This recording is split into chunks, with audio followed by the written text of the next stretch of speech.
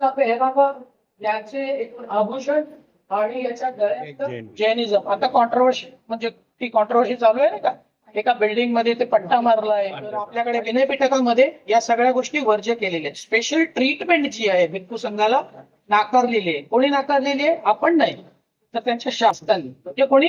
तर सम्यक संबुद्धांनी ते नाकारलेलं आहे. हे शिल्प कुठे होतं? ज्यांनी माझ्या बरोबर आले त्यांना माहिती आहे. तेव्हा काय होती, आपल्याकडे स्तूप बनवली जायची. सुरुवातीच्या काळात स्तूप यांचं शिल्प तयार करण्यात आलं. तर ह्याच्यावर 4 त्यांचे ड्रीम सिक्वेन्स होते. हॅलो फ्रेंड्स, नमो बुद्धाय, जय भीम सर्वांना. तर मी आज आलेलो छत्रपती शिवाजी महाराज वस्तू संग्रहालय इथे. जसं की मी तुम्हाला लास्ट व्हिडिओ मध्ये सांगितलेलं की पाकतस्ते ह्या टीम कडनं अभ्यास दौरा आयोजित केलेला आहे. कानेरी नेवची काही स्थापत्य असतील ते ह्या संग्रहालयात ठेवलेले आहेत. तर त्याविषयीचा आज अभ्यास दौरा आहे. तर तो अटेंड करायला आम्ही सर्व इथे आलेलो आहोत. तोच तुमच्यावर मी शेअर करणार आहे ह्या व्हिडिओ.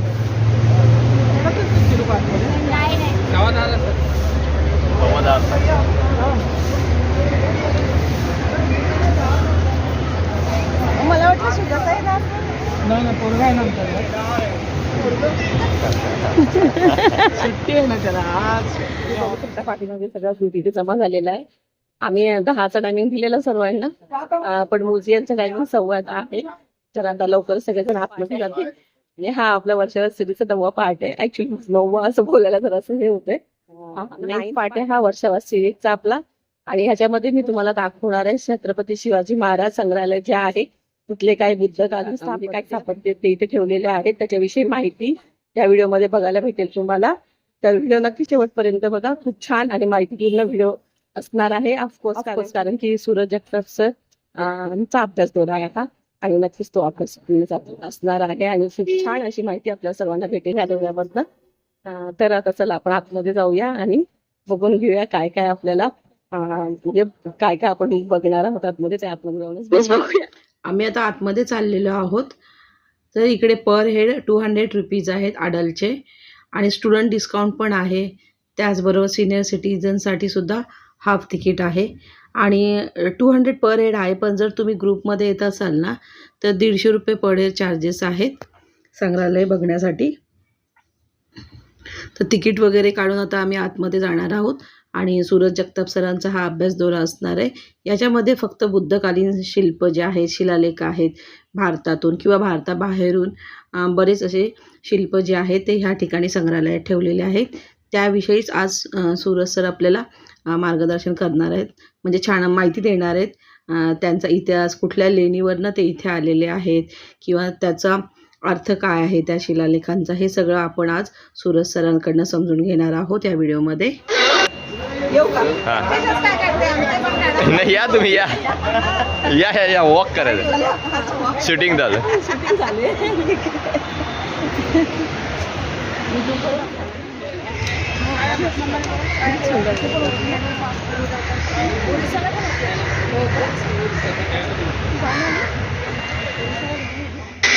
आणि वस्तू संग्रहालयाच्या आतमध्ये येताच ना सुंदर अशा बुद्धमूर्तीचं इकडे दर्शन होतं आपल्याला. त्याचबरोबर वस्तू संग्रहालयाच्या आवारामध्ये सुद्धा भरपूर अशा बुद्धमूर्ती लावलेल्या आहेत. तुम्ही बघू शकता, तुम्हाला दिसत असेल बघा. आणि इकडे ना काही जड वस्तू, बॅग्स किंवा खाण्याचे पदार्थ असतील, टिफिन असेल, हे सगळं अलाउड नाही आहे घेऊन जाण्यासाठी. तर हे सगळं जमा करायला लागतं काउंटरवर. आणि तुमचा ट्रायपॉड वगैरे असेल तर ते सुद्धा अलाउड नाही आहे किंवा कॅमेरासुद्धा तुम्ही कॅरी करू शकत नाही. बरोबर. आणि इथे ऑडिओ गाईड भेटतो तुम्हाला हवा असेल, म्हणजे तुम्ही जर एकटे येणार असेल तर तुम्ही तो ऑप्शन निवडू शकता. पण माहिती नाही किती ॲक्युरेट माहिती त्याच्यामध्ये असू शकते ते, म्हणजे हे माझं मत आहे. कारण की बरं आपण आतमध्ये गेल्यानंतर सूरज सरांचं जे एक्सप्लेनेशन आहे सर्व शिल्पांविषयी ते ऐकल्यानंतर तुम्हाला त्याचा अंदाज येईल की खरंच ऑडिओ गाईडमध्ये 100% खरी माहिती असेल की नाही. आणि आता आम्ही सर्वजण संग्रहालयाच्या आतमध्ये चाललेलो आहोत.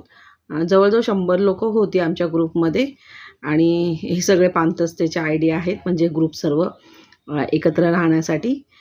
आणि आता आम्ही आतमध्ये पोहोचलेलो आहे संग्रहालयाच्या. तर आतमध्ये पोहोचल्याबरोबरच पहिलं हे शिल्प पाहायला मिळालं. आणि आता म्हणजे सूरज सर आता काही इन्स्ट्रक्शन देतील आणि त्यानंतर लगेचच आपला अभ्यास दौरा सुरू होणार आहे. तर व्हिडिओ नक्की शेवटपर्यंत बघा, कारण खूप छान माहिती भेटणार आहे ह्या व्हिडिओमधनं. आणि त्यांची पुढील अभ्यास दौऱ्याची सुद्धा माहिती तुम्हाला डिस्क्रिप्शनमध्ये मी देईल. तुम्हाला हवं असेल तर कॉन्टॅक्ट करू शकता. खूप खूप लोक असणार आहेत आणि खूप रश पण असणार आहे आणि म्युझियम खूप मोठं आहे. आपण अख्खा म्युझियम काय बघणार नाही.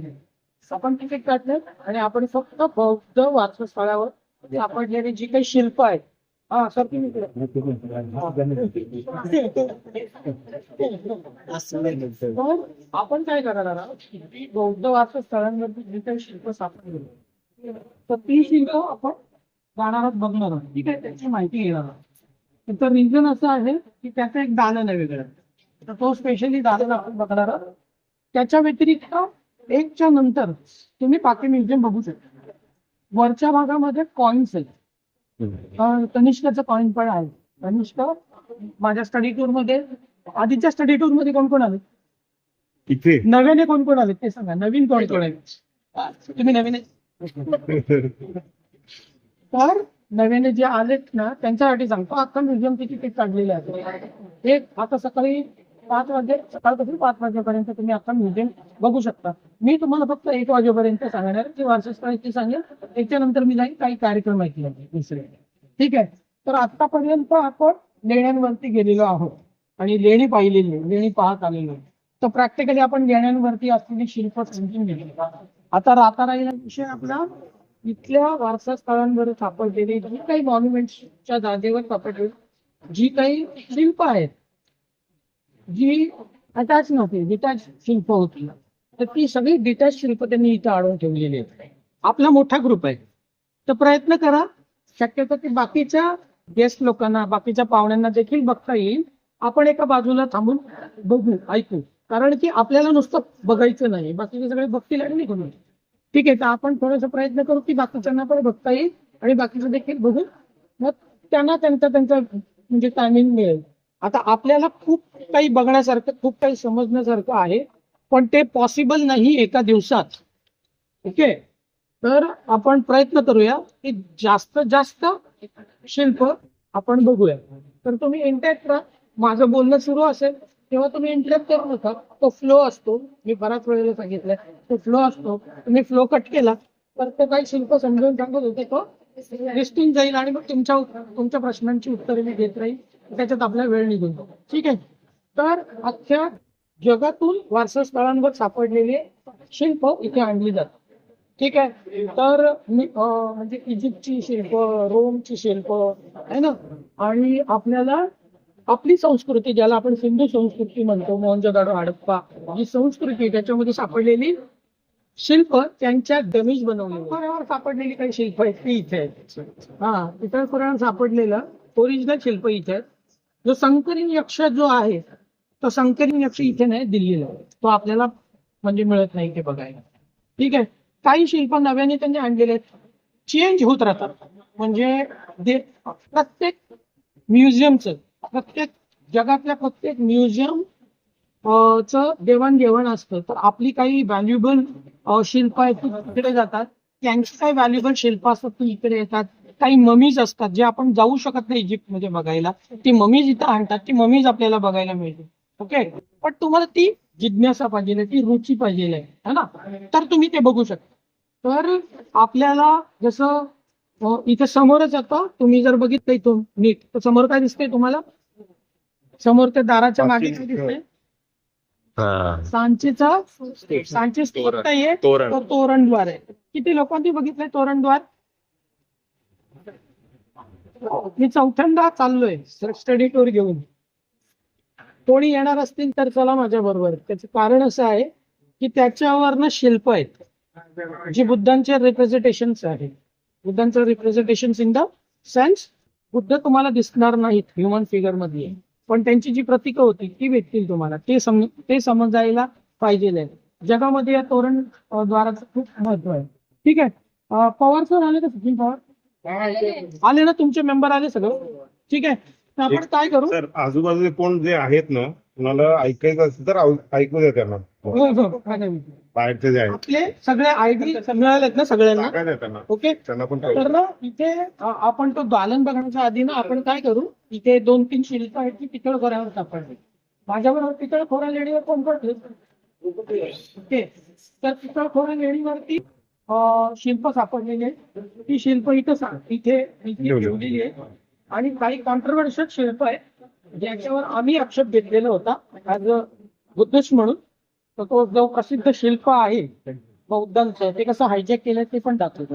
आणि ते कसं नंतर काय काय झालं तेही दाखवतो. ते आपण जाऊ. बाहेरचं दालन खाऊन करणं नाही, ते नाही करायचं. पुरुषांनी त्या बाजूला तर महिलांनी या बाजूला, महिलांनी या बाजूला, पुरुषांनी त्या बाजूला. म्हणजे तुम्हाला ते बघायला मिळतं.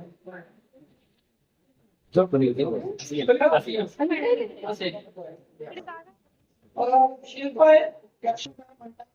यक्ष हा प्रसिद्ध आहे बौद्ध वारसा स्थळांमध्ये. असंच यक्ष तो तुम्ही या यक्ष बघितले का? वेगवेगळे यक्ष असतात, वेगवेगळ्या प्रकारची यक्ष आहे. त्याच्यापैकीचा हा एक द्वारपाल यक्ष आहे.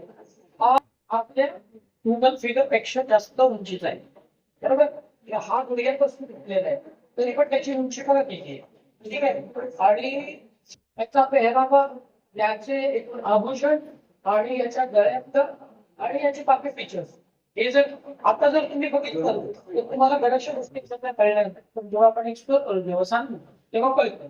तर हा यक्ष जो आहे, हा यक्ष 1958-59 दरम्यान मध्ये पितळखोरा लेणी जी आहे, जी छत्रपती संभाजीनगर कन्नड इथल्या ठिकाणी जी आहे, पॅट्रॉन घाटच्या वर चढतात तुम्ही प्रति म्हणजे जो गौताळा अभयारण्य जो आहे, त्या गौताळा अभयारण्याच्या आतमध्ये ती लेणी आहे. त्या लेणीच्या प्रांगणामध्ये इन द सेन्स जो चैत्यगृह असतो, सगळ्यांना चैत्यगृह माहितीये. त्या चैत्यगृहाच्या समोर 3 नंबरचं चैत्यगृह आहे. ते 3 नंबरच्या चैत्यगृहाच्या समोर सापडलेला होता. हे 2 यक्ष होते. आता आपण तुम्ही जो बघताय हा यक्ष, याचा इथे भाला होता. मी याची तुझे फोटोग्राफ आहे माझ्याकडे. माझं काम, माझा अभ्यास याच लेणीवर. तर या यक्षाच्या हातामध्ये हात चांगला होता, पण तो हाताळताना मला वाटतं तुटला. याचा ओरिजिनल फोटो आपल्याकडे आहे. तर हा गुडघ्यापर्यंत आहे आणि हा इतका म्हणजे जेव्हा तो सापडला तेव्हा तुटलेल्या अवस्थेत. M.N. देशपांडे नावाचे सर होते, जे औरंगाबाद सर्कलचे चीफ होते. त्यांना हा सापडलेला होता यक्ष. आणि जेव्हा त्यांनी बघितला तर तो खूप अशा अवस्थेत होता. 2 यक्ष होते. याच्या बाजूचा 2 यक्ष होता, तो पूर्ण जीर्ण झालेला होता, माती झालेली होती. कारण अनेक शतक लोक जात नव्हती. मी 6 जूनला तिथे मला बोलवलेलं होतं. खाली पाटणा गाव आहे, पाटणा गावच्या सरपंचांनी मला बोलवलेलं होतं. कारण शाळेतली मुलं आहे 100. ते 100 मुलांना मला मार्गदर्शन करायचं होतं. पण त्यांचं काही प्लॅनिंग परत बिघडलं आणि मला ते जाऊ शकलो नाही. तर तिथल्या स्थानिक लोकांना देखील पितळखोरा लेणीचा अभ्यास किंवा पितळखोरा लेणी काय आहे हे माहिती नाही. तर आपण तिथं जाऊन सांगणार आहोत. तर हा यक्ष इथल्या लोकांना सुद्धा माहिती नव्हता. जो आपल्याला माहिती आहे, मुंबईकरांना तुम्हाला माहिती आहे, हा यक्ष इथे होता औरंगाबादच्या सर्कल, औरंगाबादच्या पितळखोरा लेणीवर. तो इथे सापडलेला होता. आता याच्या फीचर जर तुम्ही बघितले, हा सामान्य माणसापेक्षा खूप मोठा आहे. ठीक आहे. त्याच्या डोक्यावरची जी गाठ आहे तर ती याच्यावरून आपल्याला कळतं की ही मौर्यन स्टाईल आहे किंवा सातवाहनकालीन आहे. ठीक आहे. हा साधारण 180 इसवी सन पूर्व 180च्या आसपासच्या काळातला हा कोरलेला होता. आणि हा म्हणजे दरवाजेच्या समोर असतो. म्हणजे एक या बाजूला द्वाररक्षक आपण बोलतो ना, जसं वाला धरून असतो तसा. जसा 4 नंबरच्या लेणीमध्ये आहे, तुम्ही जर बघितलं असेल 2 यक्ष आहेत पितळखोरा लेणीवर. बिहाराच्या मध्ये एंट्री करताना 2 यक्ष आहेत. त्याच्यात तसाच हा 2 यक्ष होते. त्याच्यात हा यक्ष आहे. त्याच्या हातामध्ये प्रचंड मोठे आभूषण, गळ्यामध्ये देखील आभूषण आहे. कानामध्ये सर्पकुंडल आहे. सर्पकुंडल आहे, मोठे मोठे सोन्याचे कुंडल घातली जात होती. त्याचं कान जर बघितलं तर सामान्य सारखं नाहीये. आहे का सामान्य लोकांसारखं? जे कान बघा वेगळे आहे. असं तुम्हाला कान असलेला यक्ष कुठे बघायला मिळतो? आणखीन एक कर्जत जवळच्या कोंडाळे लेणीवर. कर्जत जवळच्या कोंडाळे लेणीवर कोण कोण जाऊन आले? कर्जतच्या कोंडाळे लेणीवर बाहेरच तो यक्ष आहे. त्याचे कान परफेक्ट अशीच. ही गाड जी आहे ती अशीच तुम्हाला बघायला मिळेल. तिकडचा यक्ष जो आहे तो जीर्ण झालाय. इथं यक्ष आणि यक्षिणी होती. तुम्हाला फक्त आता यक्ष दिसतो ना तिथे कर्जतच्या कोंढाणे लेणीवर, पण तिथे यक्षिणी देखील होती जी नष्ट झाली. खाली मोठा पॅनल होता तो पण नष्ट झाला. आता फक्त मला हे फीचर बघायला मिळतं. हा वेगळीच होता आणि ही वॉज पेंटेड.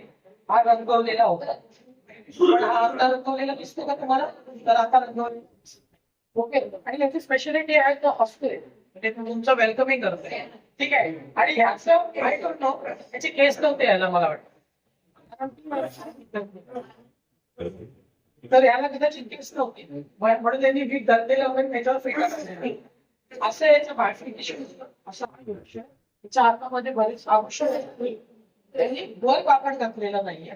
खाली मात्र कापड घातलेलं आपण घालतो तसं काय त्याच्या हातात मला होता तो नसतो. ठीक आहे. हा यक्ष होता. हा तिथे सापडलेला होता. आणखीन एक शिल्प आहे तो आता ते लोक चेंज करत राहतात. मी तुम्हाला सांगतो तो कुठे आहे. असं उभं राहा या साईडला, या साईडला. बरं हा जो प्रेमाईस आहे हा बौद्ध वारसास्थळांचा नाहीये. तुम्ही जे आता बघितलं ते शिल्प तुम्ही बघितलं तर ते देखील हा जो प्रेमाईस आहे हा वैदिक हिंदू या कॉन्टॅक्ट मधून किंवा ऑल ओव्हर त्यांनी ठेवलेली ही शिल्प आहे. ठीक आहे. तर या शिल्पावरती आम्ही ऑब्जेक्शन घेतलेला होता. आता तुम्ही जर खाली नाव वाचलं पॅनल तर काय लिहिलेलं आहे? आधी हे मायादेवी नव्हतं, फक्त गजलक्ष्मी होतं. ते मायादेवी आलं ते माझ्या बरोबर आलेले जेवढे लोक होते आणि आम्ही होतो मी वर जाऊन आम्ही सांगितलं की आम्ही याच्यावर तुम्ही जर नाही बदललं तर आम्ही त्याच्यावर ऍज अ बौद्ध म्हणून माझा रोल येत होता. कारण लेणी चळवळीतल्या लोकांनी सगळे जेव्हा तो एक व्हिडिओ आला की लक्ष्मीचं पूजन हजारो वर्षापूर्वीचं होतं. म्हणजे एक असं कॉन्ट्रोवर्शियल व्हिडिओ आला. जे बनवणारे होते ते माझे परिचयाचे. पण हिंदू धर्मामध्ये म्हणजे मला कोणाला हर्ट नाही करायचंय. त्यांनी जो व्हिडिओ बनवला तो सांगतो मी तुम्हाला की हिंदू धर्मामध्ये लक्ष्मीचं पूजन हजारो वर्षापूर्वीपासून होतं आणि त्याचा पुरावा म्हणून काय दाखवलं तर काय तुम्ही काय म्हणता? मायादेवी म्हणजे महामाया आपण म्हणतो. ओके. मग हे शिल्प कोणत्या कॉन्टॅक्ट मधून आलंय तर ही बुद्धांची आई म्हणजे जो सिद्धार्थ व्यक्ती जो झाला जन्माला आला त्यांनी बुद्धत्व प्राप्त केले तिची आई म्हणून आपण हे बघतो. बरोबर ना? अशा सुरुवातीच्या काळातले शिल्प आहे. पण मग गजलक्ष्मी हा नाव कसं काय है ना? ज्यांनी सर्वसंग परित्याग केलेला आहे असा भिक्खू संघ जिथे राहतो जिथे वास्तव्य करतो त्यांनी सर्वसंग परित्याग केलेला आहे. सगळं सोडून दिलेलं आहे. त्यांना कोणतीच आसक्ती राहिलेली नाही, कोणती अटॅचमेंट नाही राहिलेली आहे. त्यांनी सगळ्या तृष्णांचा क्षय केलेला आहे. अशा लोकांच्या अशा भिक्खू संघाच्या वास्तुस्थळांवरती धनसंपत्तीची देवता काय करेल का काय? लक्ष्मी ही विष्णूची पत्नी आहे. आणि ती धनसंपत्तीची देवता आहे. तिथं बुद्धिझम मध्ये तिचा काय रोल आहे? तर तिचा काहीच रोल नाहीये. तर बौद्ध आयकनॉग्राफीमध्ये सुरुवातीच्या काळामध्ये जी निर्माण झालेली शिल्प होती ती खूप प्रसिद्ध होती.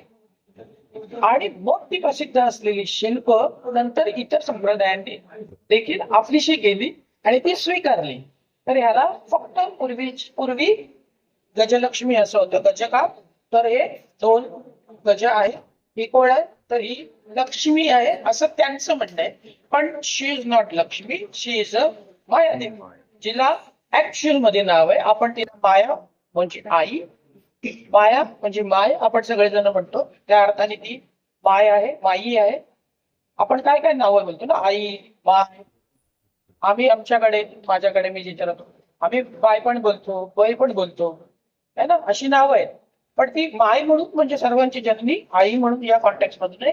आणि हा शब्द होता देवी नाही तर देई असा शब्द होता. आणि सिद्धार्थांच्या म्हणजे जे माझा तो व्हिडिओ मी शेअर केला तुम्ही जो माझा काढलेला व्हिडिओ होता तो ओरिसाच्या धौली स्तूपावरती मी बनवलेला व्हिडिओ होता जो मी शेअर केला या ग्रुपवर पण शेअर केला की बुद्धांचं ओरिजिनल नाव काय होतं?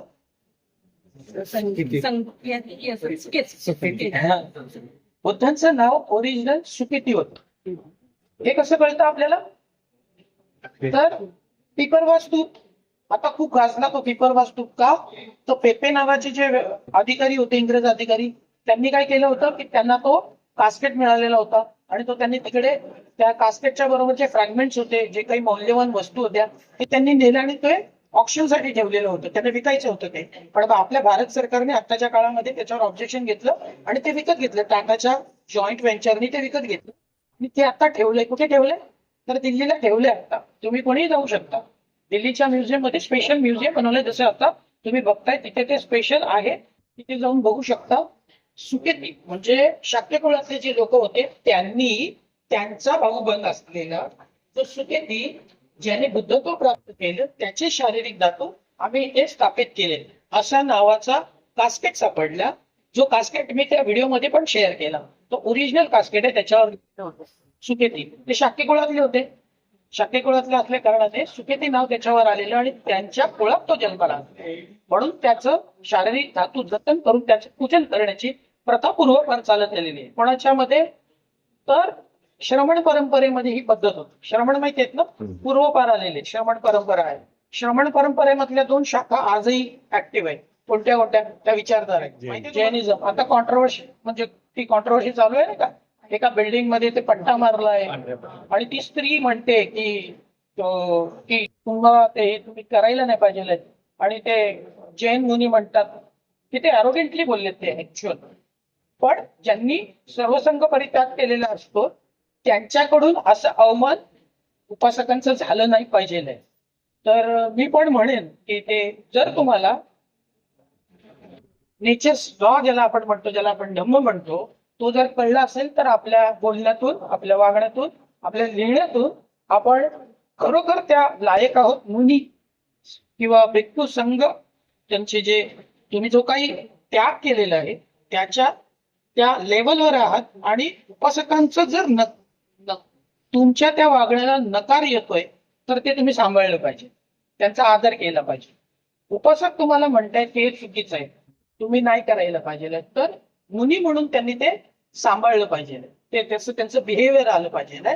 पण त्यांचं जेवढी ती एक छोटासाच क्लिप होता काही सेकंडचा, त्याच्यातून त्यांची ॲरोगन्सी दिसते. मुनी म्हणून त्यांची ॲरोगन्सी दिसते.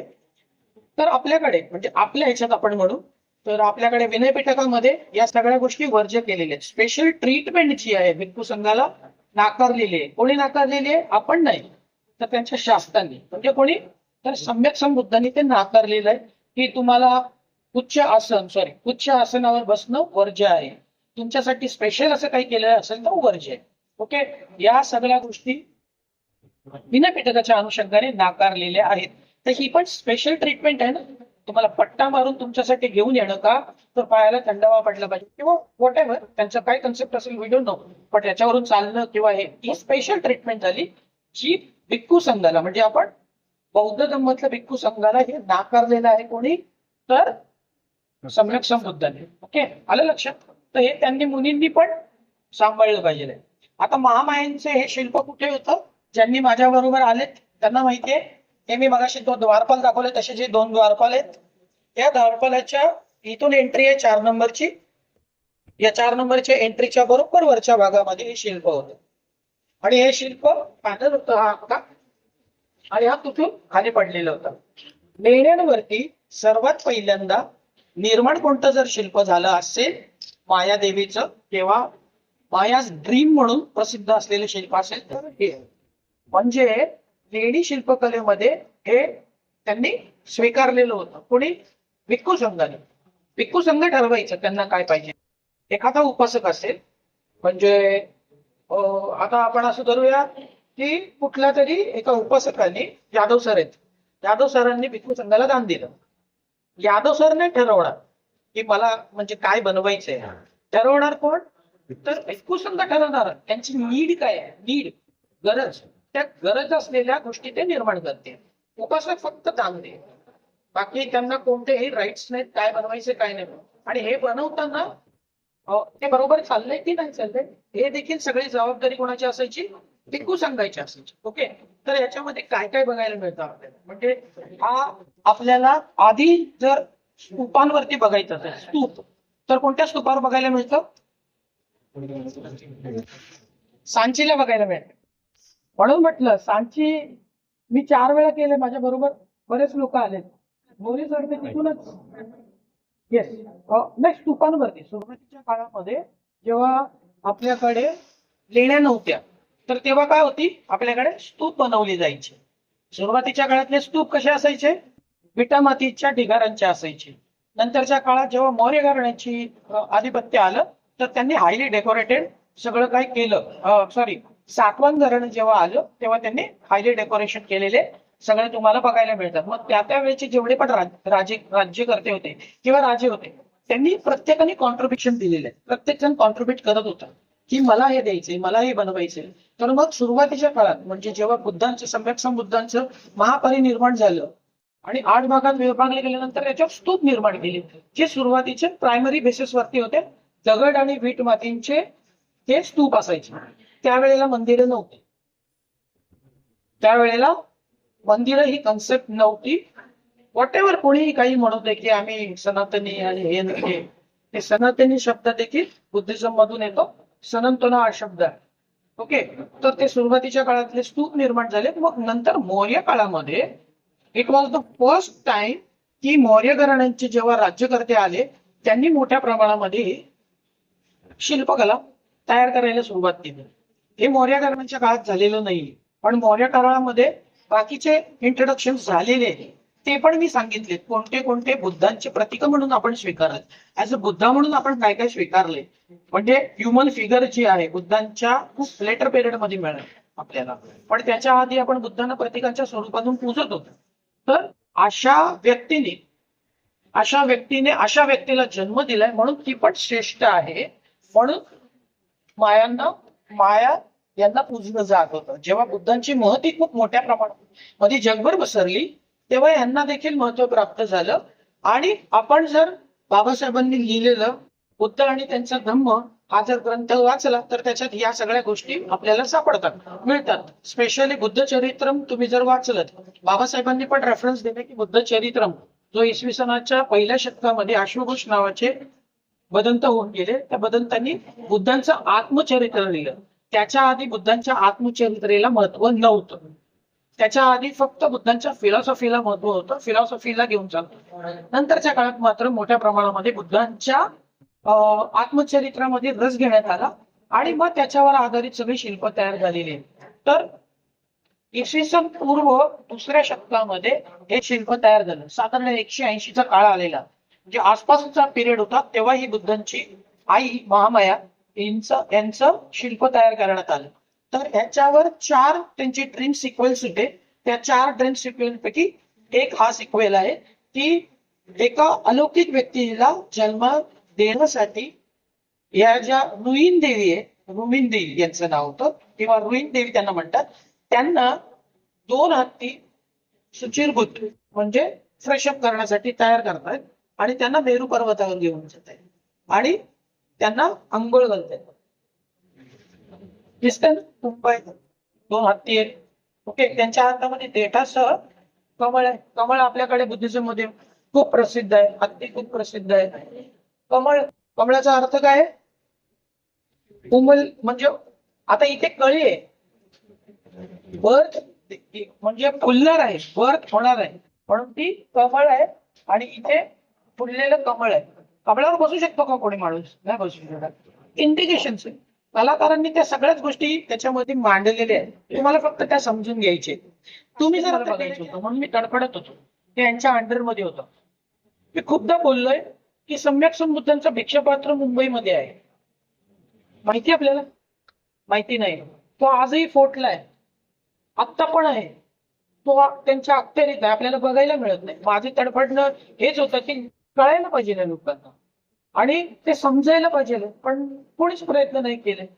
हे गजलक्ष्मी आधीपासूनच होतं. मी त्या जेव्हा ऑब्जेक्शन घेतलं, मी माझ्या बरोबर पुण्य बनते जे आहेत आता, तर ते देखील आले होते. काही 7-8 लोक जे जाणते होते ते माझ्या बरोबर आले आम्ही पत्र लिहिलं आणि आम्ही वर गेलो होतो म्युझियमच्या वरती, सगळं प्रशासन वरती चालतं.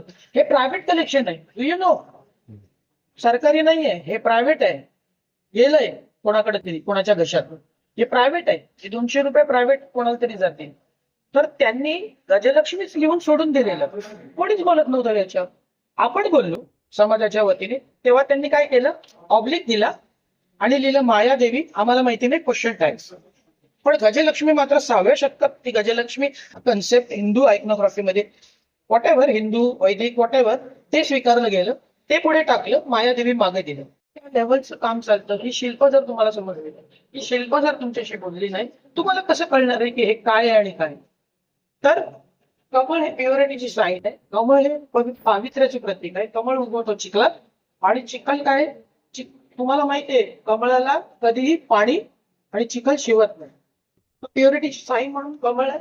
आणि ते बाकीचे फीचर्स आहेत ते बसलेले आहेत, आणि त्यांच्या बसण्याची जी म्हणजे पद्मासनता आहेत, त्यांच्या हातामध्ये 2 कमळ आहेत, कमळाच्या कळी आहेत, आणि त्यांनी खूप ज्वेलरी घातलेली आहे वर डोक्यावर. फिमेल जसं जो काही बांधतात, काय म्हणतो आपण त्याला, बन, तो आहे. आणि असं सगळे फीचर्स आहेत. आणि आतापर्यंत हे शिल्प तयार होईपर्यंत पाठीमागून फ्लॅट सरफेसनी शिल्प तयार करायचा कन्सेप्ट होता. त्याच्यानंतरचा तयार झालेला शिल्प जो संकरीन यक्ष आहे, तो संकरीन यक्ष कधीतरी इथे आणला होता. तेव्हा मला माझ्या मित्रांनी सांगितलेलं की संकरीन इथे येणार आहे, तू ये. तर मग मी संकरीनच्या बरोबर इथं फोटो काढलाय, माझा फोटो पण आहे तो फेसबुकला. तो आता संकरीन यक्ष दिल्लीमध्ये, ठीक आहे. तर हे शिल्प आहे, हे कुठे पाहिजे होतं, बौद्ध दालनामध्ये. मी ऑब्जेक्शन घेतलं होतं की याची सगळी शिल्प साहित्य म्युझियम बनवा, जी पितळखोरालाच बघायला मिळेल. हे शिल्प तिथं पाहिजे होतं ना, सापडलं कुठं, तर तिकडे सापडले, तिकडे पाहिजे होते. मुंबईला काय करताय, पण व्हॉट एव्हर, ते आणून ठेवले, जतन आहे तेवढंच म्हणजे चांगलं आहे, समाधान आहे. तर अशा सगळ्या गोष्टी आहेत. हे 2 शिल्प दाखवणं गरजेचं होतं. आता आपण बौद्ध वारसा स्थळांमध्ये जाऊ. जे नव्याने आले त्यांना सांगतो, आपण फक्त 1 वाजेपर्यंतच मी असणार आहे सोबत. 1 वाजल्याच्या नंतर तुम्ही अख्खं म्युझियम पाहू शकता, ठीक आहे. वर म्हणजे एक दालन आहे जिथे कॉइन्स आहेत, त्याच्यामध्ये कनिष्कचा कॉइन आहे. कनिष्क तोच व्यक्ती आहे की ज्यांनी पहिल्यांदा बुद्धांचं रिप्रेझेंटेशन दिलं ह्युमन फिगर मधलं. ते तुम्ही जाऊन बघू शकता, ठीक आहे. आपण अपोजिटला दालन आहे तिथे जाऊ.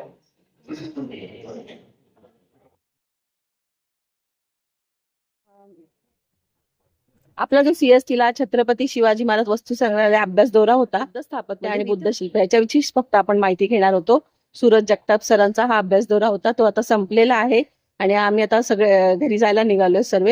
तो खूप छान असा दौरा झाला, खूप छान अशी माहिती भेटली. आणि काही ठिकाणी फोटो आणि व्हिडिओ काढायला सक्त मनाई होती, तर तिथे आम्ही पण नियमांचं पालन केलेलं आहे. तर काही जे ठिकाणं आहेत ते तर तुम्हाला स्वतः येऊनच बघायला लागतील. आम्ही फक्त खालचा जो ग्राउंड फ्लोअर आहे तो एक्सप्लोर केला, जिथे बुद्धिझमचे जास्तीत जास्त बुद्धिजन रिलेटेड सर्व शिल्प वगैरे ठेवलेले आहेत. आणि सूरज सरांनी खूप छान अशी माहिती दिली आपल्याला. आणि पूर्ण संग्रहालयामध्ये पण खूप काही बघण्यासारखं त्यांनी सांगितलं, तर ते पण सुद्धा आपण बघू शकतो. म्हणजे तुम्ही जर इथे येणार असाल ना तर बघू शकता. असंही एका दिवसात तर पूर्ण बघून होणं शक्य नाहीये, पण वेळ काढून येऊ शकता, किंवा प्रत्येक वेळेला येऊन थोड्या प्रमाणात तुम्ही बघू शकता हे संग्रहालय. आणि माहिती घ्यायची असेल तर ऑफकोर्स म्हणजे जास्त वेळ लागतो. सगळं समजून घ्यायचं असेल तर, फक्त बघायचं असेल तर आपण बघू शकतो. तसं सरांनी आता एंडिंगला आपण सांगितलं सरांनी की शिवाजी महाराजांचे म्हणजे वस्त्र त्यावेळेचे किंवा खूप आधीपासून आतापर्यंतचे जसं जसं साम्राज्य बदलत गेलं तशी चलन म्हणजे नाणी वगैरे ते पण सगळं आहेत वरती. एक पूर्ण सेक्शनच आहे त्याचा. तर तुम्ही नक्कीच इकडे आला तर ते सुद्धा एक्सप्लोर करू शकता. आणि आता हा व्हिडिओ आपण इथेच एंड करूया. आणि हा व्हिडिओ थोडासा मोठा आहे त्यामुळे मी 2 पार्टमध्ये तुम्हाला शेअर करेन. पार्ट 1 आणि पार्ट 2 मध्ये हा अभ्यास दौरा मी तुमच्याबरोबर शेअर करणार आहे. जर हे व्हिडिओ तुम्हाला आवडले ना तर व्हिडिओला नक्की लाईक करा आणि जास्तीत जास्त लोकांपर्यंत शेअर करा, म्हणजे त्यांना सुद्धा ही माहिती त्यांच्यापर्यंत सुद्धा पोहोचेल. तर चला बाय, भेटूया पुढच्या व्हिडिओमध्ये.